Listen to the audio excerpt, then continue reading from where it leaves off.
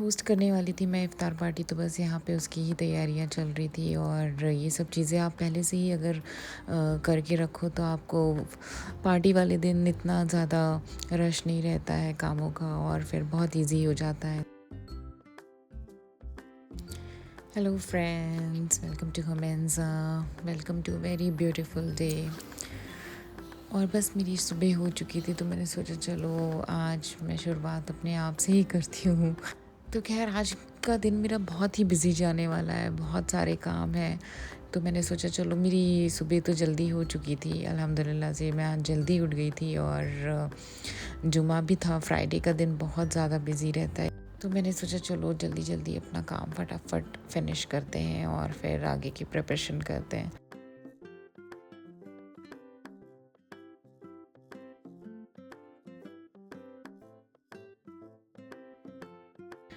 आज मुझे deep cleaning भी करनी थी, तो मैंने सोचा चलो पहले क्लीनिंग से स्टार्ट करते हैं और उसके बाद मैं ईशल को आज ब्रेकफास्ट में सिर्फ़ और सिर्फ फ्रूट्स ही दी। वैसे भी आजकल वो ब्रेकफास्ट अच्छे से कर नहीं रही है, तो थोड़ा बहुत ही फ्रूट्स खा लेती है।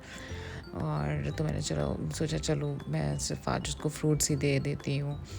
तो मैं यहाँ पे उसको फ्रूट्स दे करके फिर मैं अपना डीप क्लीनिंग वगैरह में लग गई थी, और मेरी मेड भी आ चुकी थी। तो मैंने कहा चलो लगे हाथ मेरा बाकी सब भी क्लीन हो जाएगा, पूरा हॉल वगैरह, किचन वगैरह, बालकनी। तो मैं बस लगी थी फुल काम में। और यहाँ पे मैं प्लांट्स को भी पानी वगैरह सब दे ली थी। और बालकनी भी अच्छे से डीप क्लीन, क्योंकि बहुत ज़्यादा मिट्टी हो जाती है अगर आप प्लांट्स रखो, तो वो उतना ही मेंटेन भी करना पड़ जाता है। तो मेंटेन नहीं करेंगे तो फिर वो चीज़ उतनी लंबे टाइम तक चलेगी नहीं। तो बस यहाँ पे मैं अच्छे से पूरा बालकनी धो रही थी। और यहाँ पे ईशल ने तो कुछ नाश्ता किया नहीं था ढंग से, थोड़ा बहुत खाई थी और बाकी सब गिरा दी थी। तो बस वही सब मैं करने लगी थी।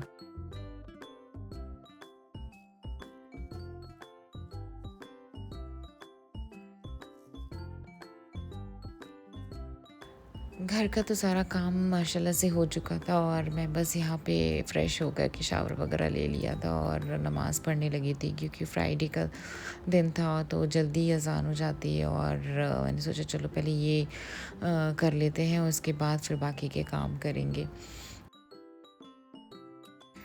ईशल भी सो के उठ चुकी थी और यहाँ पे मुझे बिल्कुल पढ़ने नहीं दे रही थी। तो बस मैंने कैसे कैसे थोड़ा पढ़ा, और उसके बाद फिर मैं चली गई थी किचन में।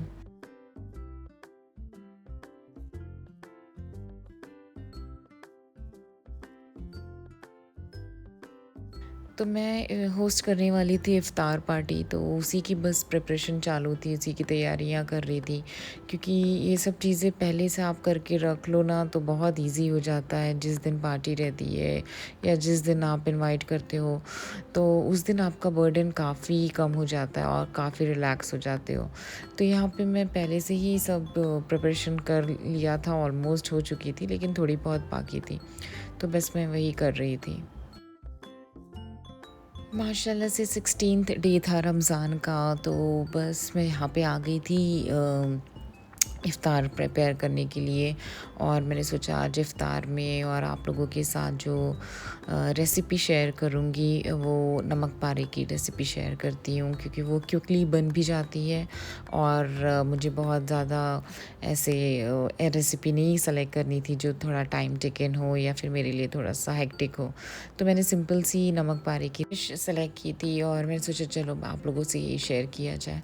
तो यहाँ पे मैंने ऑलरेडी मैदा और उसमें कलौंजी डाल करके अच्छे से नीट कर लिया था। और उस टाइम का मैं शूट नहीं कर पाई थी, क्योंकि मैंने सोचा आप लोगों को मैं ऐसे ही बता दूँगी। तो बस यहाँ पे मैंने नीट करने के बाद हमें इसको 4 हिस्सों में मैंने बाँट दिया था, और यहाँ पे 4 लोई बन गई थी। और उसको मैंने हल्का सा सूखा आटा लगा दिया था, क्योंकि मुझे ऐसा लग रहा था कि थोड़ा सा मेरा आटा ना गीला हो गया था। बट अगर आप लोग इसका आटा गूँदोगे ना, तो थोड़ा सा टाइट ही होना चाहिए, और थोड़ा थोड़ा पानी डाल करके गूँदिएगा। थोड़ा सा ज़्यादा पानी डल गया था, तो आई गेस थोड़ा सा स्टिकी हो गया था। तो खैर मैंने कैसे कैसे करके बस ये बन गया था। और बेलने के बाद मैंने इसको इस तरीके से कट कर लिया था। आप चाहे तो इसको कोई भी शेप दे सकते हो, और कोई टिक्की की शेप दे सकते हो, या फिर कोई अगर आपका साथ चाह रहा है तो आप उसका भी शेप दे सकते हो। तो यहाँ पे मुझे ये बहुत ईज़ी लगता है, तो बस मैंने इसको इस तरीके से कट कर दिया था बर्फ़ी के शेप में। और यहाँ पे मैंने ऑलमोस्ट मेरे चारों लोई के मैंने बेल करके मैंने इसको कट कर लिया था, और ये यहाँ पे रेडी हो गया था मेरा नमक पारा। तो बस मुझे अभी बारी थी फ्राई करने की, तो यहाँ पे मैंने ऑयल को गरम कर लिया था और थोड़ा थोड़ा मैंने लेकर के उसको फ्राई कर लिया था।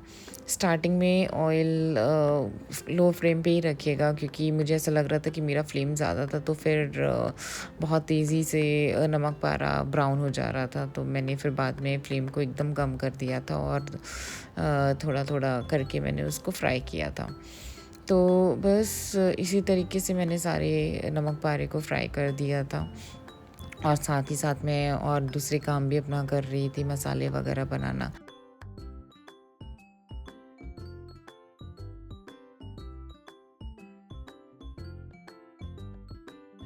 इस तरीके से मैंने सारे नमक पारे को फ्राई कर लिया था, और टाइम भी हो रहा था काफ़ी ज़्यादा, तो मैंने सोचा चलो अब बस जल्दी से डिश आउट करते हैं। और यहाँ पे हो गया था मेरा नमक पारा रेडी। खाने में ये बहुत ही ज़बरदस्त था, और बस जो मुझसे जो मिस्टेक हो गई थी ये था कि हाँ, मैंने थोड़ा-सा ज़्यादा स्टार्टिंग में फ्लेम हाई हो गया था, तो इस वजह से थोड़ा-सा अलग-अलग कलर आया है नमक पारे का। और सेकेंडली थोड़ा आप आटा जब नीड करो तो उसे स्टिकी नहीं होना चाहिए, और थोड़ा-सा टाइट रहना चाहिए। और बहुत ही ईज़ी सी रेसिपी है ये, और बहुत ही क्विकली बन जाती है। मगरिब का भी टाइम हो रहा था, बस थोड़ा ही टाइम बाकी था अज़ान होने में, तो मैंने जल्दी-जल्दी से इफ़्तार टेबल भी रेडी कर लिया था। और बस यहाँ पे हम बैठ गए थे, सब लोग वेट ही कर रहे थे अज़ान का।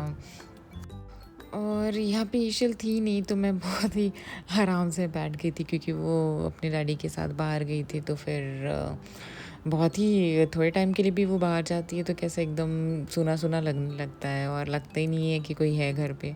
तो ख़ैर बस मैं वेट ही कर रही थी कि ईशल भी आ जाए।